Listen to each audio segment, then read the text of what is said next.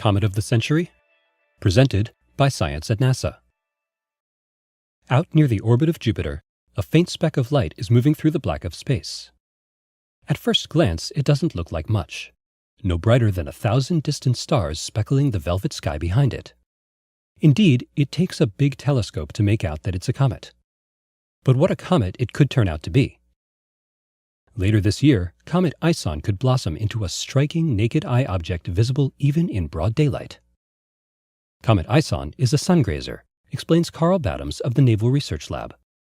The orbit of the comet will bring it very close to the Sun, which we know can be a spectacular thing.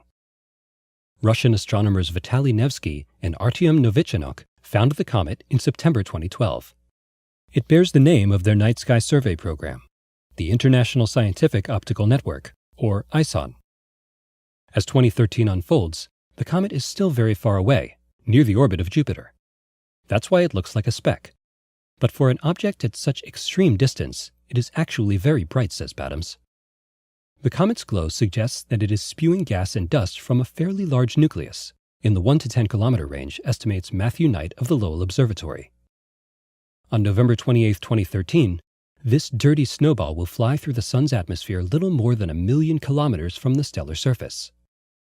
If the comet survives, a big if, it could emerge glowing as brightly as the Moon, briefly visible near the Sun in broad daylight.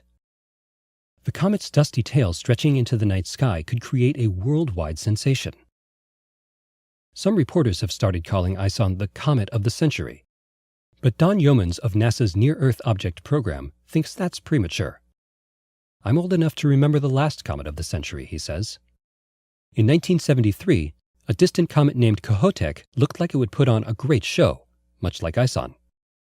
The actual apparition was such a letdown that Johnny Carson made jokes about it on The Tonight Show. It fizzled, said Yeomans. Comets are notoriously unpredictable. Comet ISON has the potential to live up to the hype, but it also has the potential to do nothing, agrees Badams. One hazard is the Sun. Solar radiation can affect a comet's trajectory, and gravitational effects have been known to destroy comets. A recent example is Comet Elenin, which broke apart and dissipated in 2011 as it approached the Sun. Elenin, however, was a much smaller comet. A better comparison, perhaps, is Comet Lovejoy, which flew through the Sun's atmosphere in 2011. Lovejoy emerged intact and wowed observers with a garish tail for weeks.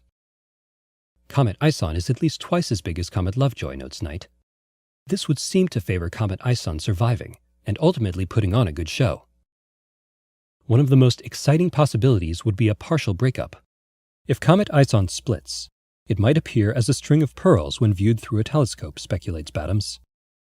It might even resemble the famous comet Shoemaker-Levy 9 that hit Jupiter in 1994. A breakup would pose no threat to Earth, assures Yeomans.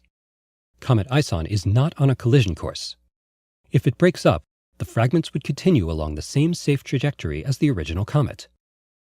Whatever happens, northern skywatchers will get a good view. For months after it swings by the Sun, Comet ISON will be well placed for observers in the northern hemisphere. It will pass almost directly over the North Pole, making it a circumpolar object visible all night long. Will Comet ISON fizzle or sizzle? The answer will be plain to see. For more news about Comet ISON and other visitors from deep space, stay tuned to science.nasa.gov.